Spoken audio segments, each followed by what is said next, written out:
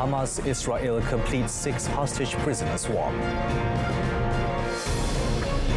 UN chief warns against regional war over Congo.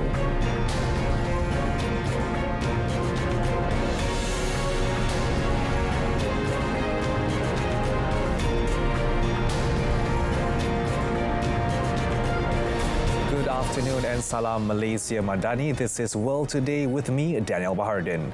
Hamas has released 3 Israelis in Gaza as Israel freed some 369 Palestinian prisoners and detainees in exchange, completing the 6th swap despite fears the Gaza truce deal was near collapse.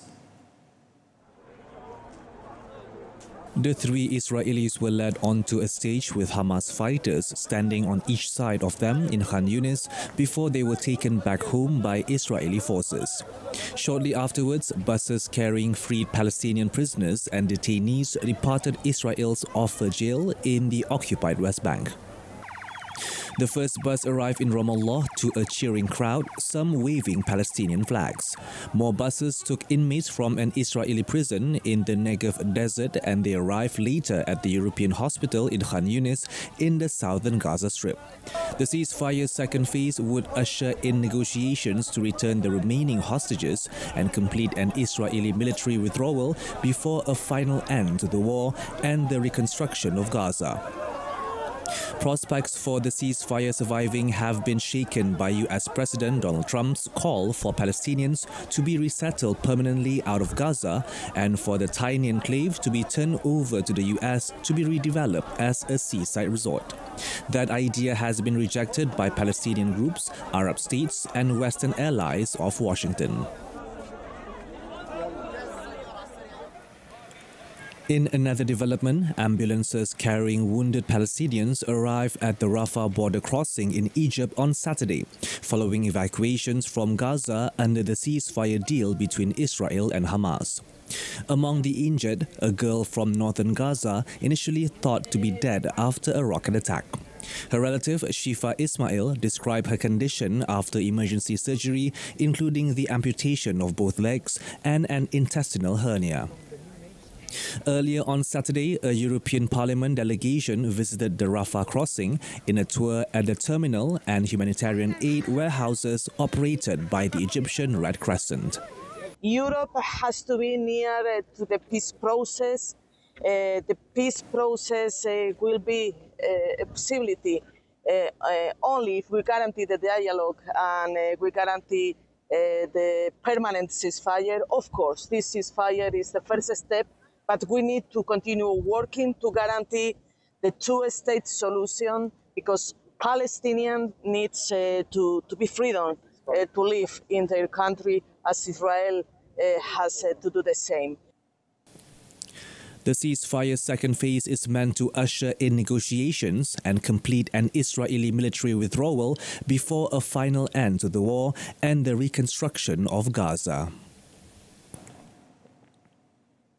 Lebanese authorities said that more than 25 people had been arrested following an attack on a United Nations convoy that wounded 2 peacekeepers, including the force's outgoing deputy commander.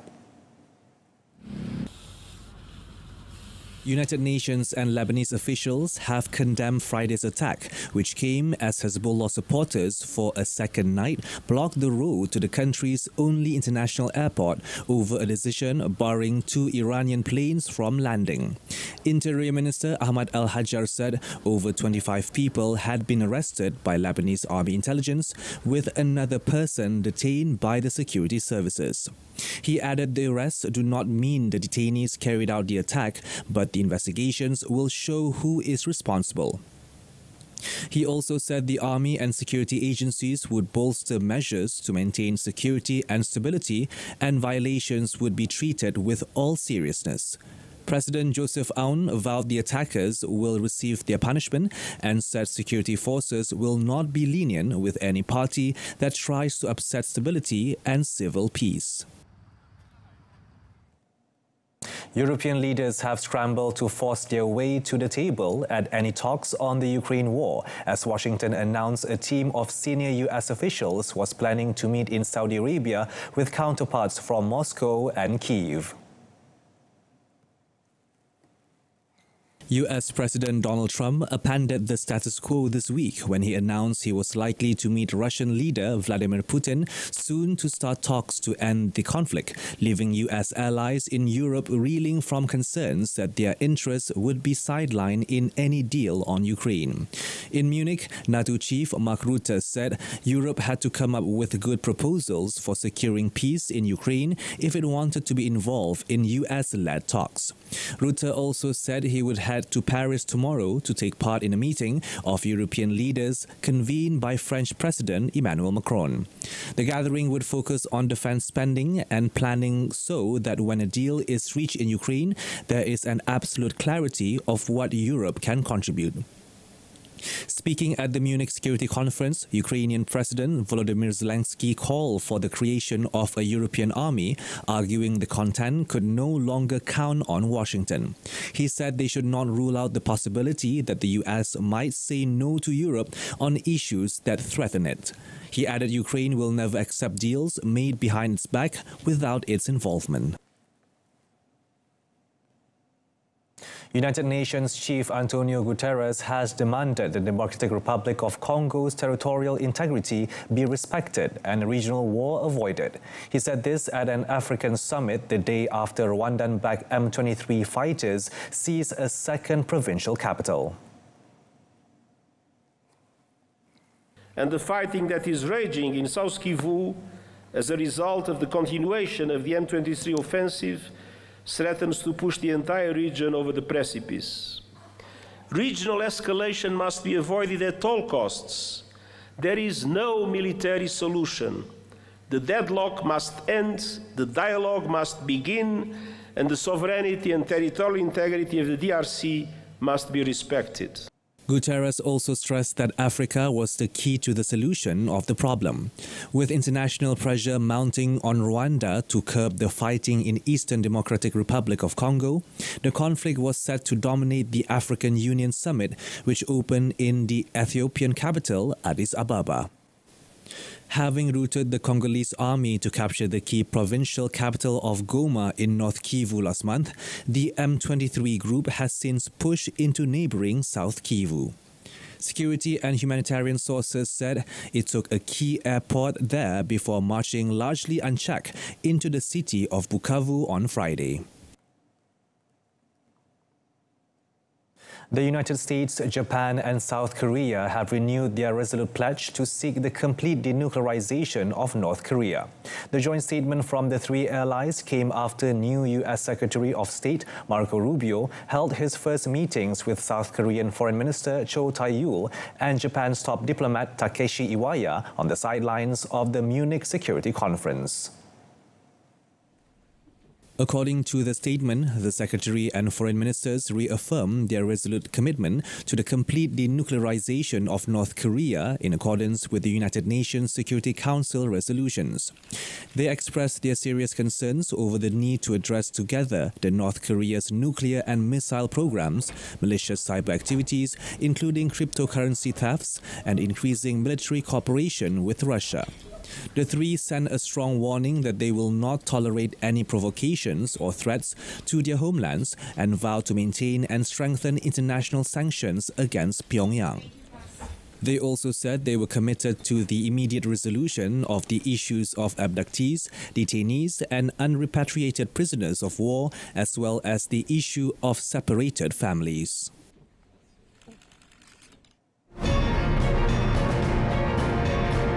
Up next, at least 15 dead after stampede at New Delhi railway station.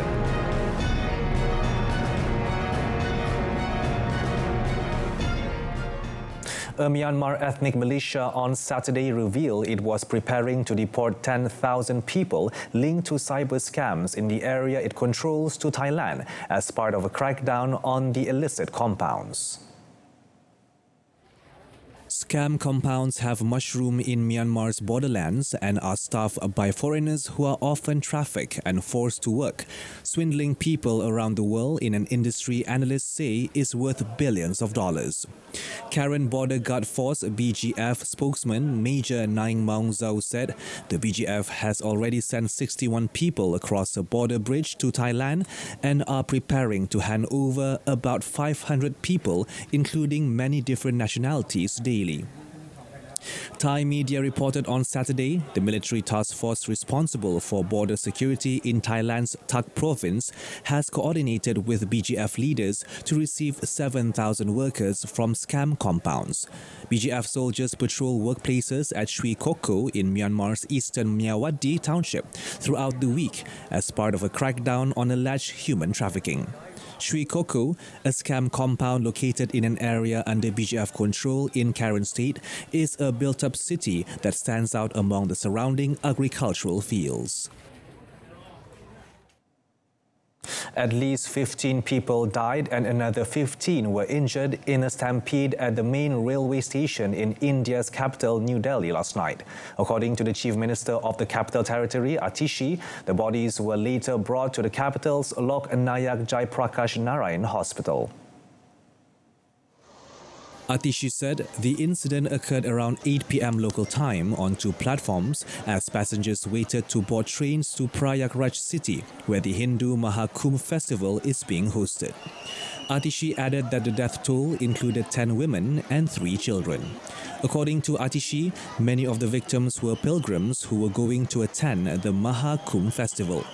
Indian Prime Minister Narendra Modi and some other federal ministers confirmed the stampede incident in posts on X without disclosing the death toll. Railway Minister Ashwini Vaishnaw said that an investigation has been ordered to find what led to the stampede.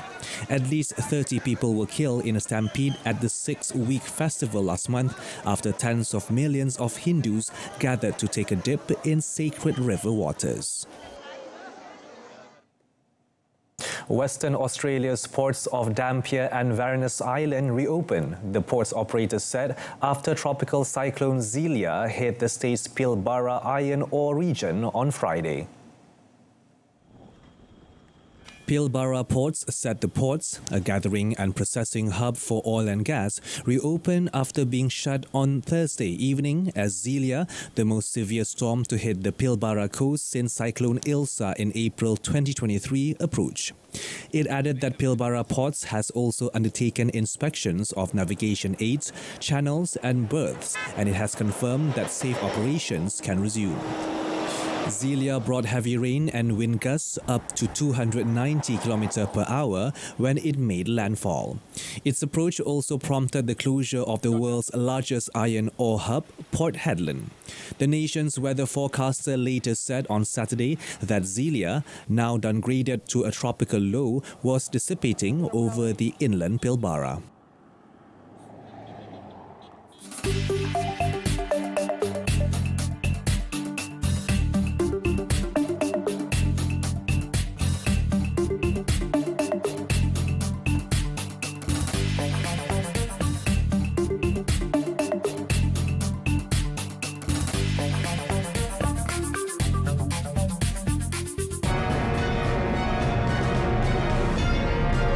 Coming up, Manchester City crushes Newcastle as Marmoush steals spotlight.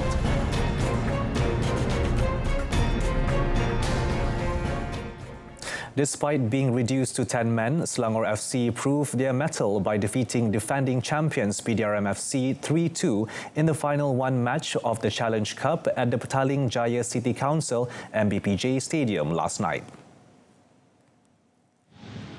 The Red Giants wasted no time making their intentions clear when Alvin Matthews Fortes scored the opening goal from a Ronnie Fernandez assist in the 3rd minute. However, their joy was short-lived as just 7 minutes later, Selangor FC captain Muhammad Safwan Baharudin was shown a red card following a video assistant referee VAR review confirming a foul on PDRM FC striker Shahril Fikri Fauzi. Despite being a man down, Selangor FC went 2-0 up in the 18th minute as Alvin Fortes once again put the ball in the back of the net. However, defensive lapses proved costly when Shahril managed to beat goalkeeper Kamalullah Al-Hafiz Madroui in the 27th minute to close the gap, while defender Muhammad Badrul Effendi Muhammad Fazli scored the equaliser for PDR MFC in the 39th minute. Selangor FC's import striker Ali Olwen stole the spotlight in the 51st minute when he netted a goal past PDR MFC goalkeeper Si Tian Keat, raising the match tempo again. Tensions escalated further when PDR MFC's Bruno Junichi made a hard tackle on Selangor FC defender Ahmad Zikri Muhammad Khalili, keeping the suspense alive until the final whistle. Karim Benzema was on target as he helped lead Al Ittihad to a 4-1 thrashing of Al Wehda early this morning to put his side 4 points clear of their nearest challengers in the Saudi Pro League title race. Muhannad Al-Shankiti was first on the board for the visiting side when he beat a defender and booted a low ball past the goalkeeper in the 35th minute. Al Wehda equalised 7 minutes later off a long ball fired on target by Jawad El Yamir. But Benzema put Al Ittihad back on top with a low boot just 3 minutes later. Second half goals by Steven Bergwijn and Hussein Awar made it 4-1 for the Jeddah-based team. The win puts Al Ittihad on 52 points from 20 matches, 4 clear of Al Hilal, who have fallen back and sit on 48 points after drawing in each of their last 2 matches. Al Nasir is another 4 points back on 44, though they have clawed back points with a winning streak in recent weeks after a sluggish start to the campaign. Al Wehda remain in 17th place with 13 points, continuing their struggle near the relegation zone. They do hear it from the Argentinian referee. Midfielder Mikel Merino scored 2 late goals to keep Arsenal's Premier League title hopes alive with a 2-0 victory at Leicester City after the Spaniard was thrust into a makeshift centre-forward role by his club's injury crisis up front. Chances were few and far between in the first half, and 2 of the best fell to Leicester midfielder Wilfred Ndidi. His volley from the edge of the area was straight at Arsenal goalkeeper David Raya before he flashed a header just wide of the post as the half drew to a close. Arsenal dominated possession at the start of the second half and began to have more touches in the Leicester box. They finally found their winning goals from Merino, who may find himself in the striker role much more often by the end of the season, with Gabriel Martinelli, Gabriel Jesus, Kai Havertz and Bukayo Saka all long-term injury absentees. Merino rose to head in teenager Ethan Nwaneri's cross from the right in the 81st minute before tapping home unmarked at the back post when Leandro Trossard's inviting ball picked him out 6 minutes later.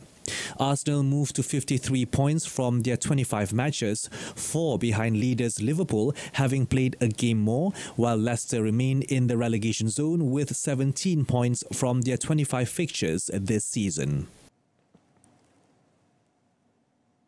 In another match, Manchester City's new signing Omar Marmush bagged a hat-trick in 13 first-half minutes in a 4-0 rout of Newcastle United, making an emphatic statement after arriving at the club last month. The 26-year-old Marmush gave the host the lead in the 19th minute when City goalkeeper Addison launched a long pass that defender Kieran Trippier misjudged, and the Egyptian lobbed the ball over the onrushing Martin Dubravka. Marmush doubled his tally 5 minutes later when he latched onto a pass from Ilkay Gundogan before firing in a low shot that took a slight deflection of Trippier. The striker completed his hat-trick in the 33rd minute with a blistering shot from 12 yards out when Savino found him in acres of space. James McCarthy struck in the 84th minute, 9 minutes after entering the game, volleying home from Erling Haaland's near-post flick from a corner. Pep Guardiola's side climbed to 4th place in the standings on 44 points with their biggest league victory at the Etihad Stadium this season, while Newcastle slipped to 7th on 41 points. Amanda Anisimova claimed her first WTA 1000 title when she beat Jelena Ostapenko 6-4, 6-3 in the final of the Qatar Open on Saturday, which will see the American break into the top 20 for the first time in her career. After rain briefly paused play in the opening set, Anisimova broke first to lead 3-2, but that fired up Ostapenko as she won 9 straight points to go 4-3 up. But Anisimova regained her advantage using her backhand to good effect and broke Ostapenko again before she served out the set as the Latvian dropped a set for the first time in the tournament. Ostapenko had the opportunity to go up 2-0 in the second but failed to convert break points.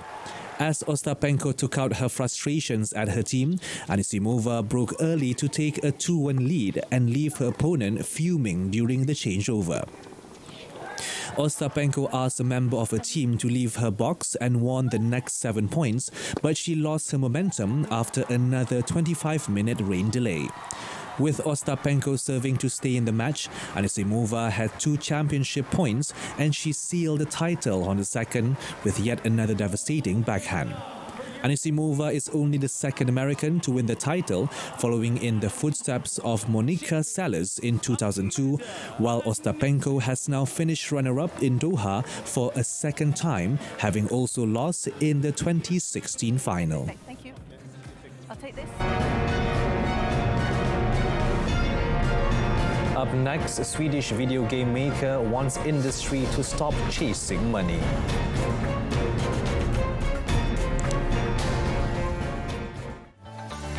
The spirit of carnival in Bolivia bears the name of a vegetable, but far from it being a fancy dress, pepino or cucumber represents the beginning of the festive season that in La Paz awakened earlier this week. The unearthing or the awakening of the pepino is an annual ritual that starts with Bolivians going to the general cemetery of La Paz to pick up the spirit of the carnival who's been sleeping inside a casket for a year and parade it through the streets. The pepino is traditionally joined by other important characters of the Bolivian carnival, which are the Cholita indigenous women and Chuta man dancers. According to the tradition, the spirit of carnival awakens to the kiss of a beautiful woman, who this year was the queen of the Santa Cruz Carnival 2025, Ariani Torrico. El desentierro del pepino indica que podemos iniciar con esta alegría, con estos festejos que Bolivia tiene con nosotros. La cultura de acá es súper bonita y hay que celebrarlo bien, y más con lo que es el carnaval, que es un día muy bonito y muy alegre para todos nosotros. Carnival in Bolivia traditionally becomes a showcase of cultural expressions. In Santa Cruz, Bolivia's economic engine, it is mixed with influences from Brazil, while in La Paz, folklore comes first. For this reason, Cholitas and Chutas play an important role in the festivity. Swedish-Lebanese filmmaker turned game developer Joseph Fares is on a mission to put storytelling first in video games, slamming money-driven designs for stifling creativity. The 47-year-old said he does not have a lot of patience for video game industry trends such as microtransactions, where players are encouraged to repeatedly pay small amounts of visual in-game items. The model provides developers with a revenue stream after the initial purchase of a game, or in some cases, the game is made free upfront, with such transactions being the only form of revenue. Fares conceded that in some cases it has been extremely profitable, but he will never have those in any Hazelight Studios games. Animated, he explained that introducing such mechanics inevitably starts affecting design decisions. He said the Stockholm-based studio focuses on games that require 2 players to play and work together.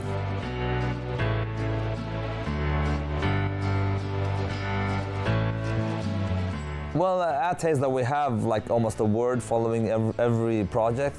Like A Way Out was about trust, and Takes Two was about friendship, and Takes Two was about collaboration.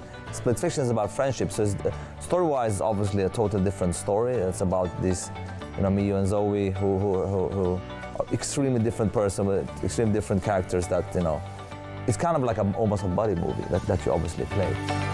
Faris said Haze Light Studios has released 2 games so far and is putting the finishing touches on their latest project, Split Fiction.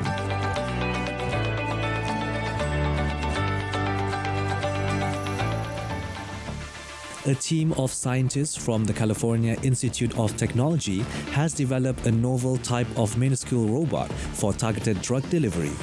The micro-robots, called bioresorbable acoustic micro-robots, are built from hydrogel known as polyethylene glycol dicrylate and are capable of operating in bodily fluids, being controlled for precise delivery and releasing their medicinal cargo only when they reach their target. The micro-robots can vary in size but are roughly 30 micrometers in diameter, smaller than the width of a human hair. The micro-robots also incorporate magnetic nanoparticles and the therapeutic drug within their exterior structure. Utilizing advanced ultrasound imaging techniques, the researchers were able to precisely track and guide these micro-robots in real time, allowing them to be directed to a desired location using an external magnetic field and to passively release the drug once they reach their target. Once they have done their job, the micro-robots can be absorbed by the body without causing harm. Future research will explore the potential applications of these micro-robots in medicine with the long-term goal of conducting clinical trials in humans.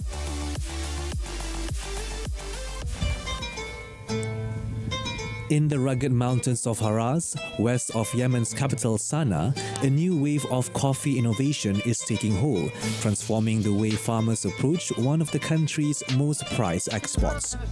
Yemeni coffee, renowned for its complex flavors and storied history, is now being elevated to new heights through an emerging technique called controlled fermentation. Rather than relying solely on traditional sun-drying, Yemeni farmers are now experimenting with a more deliberate fermentation process. After harvesting the coffee cherries, they are placed in sealed bags inside barrels, triggering a carefully monitored transformation.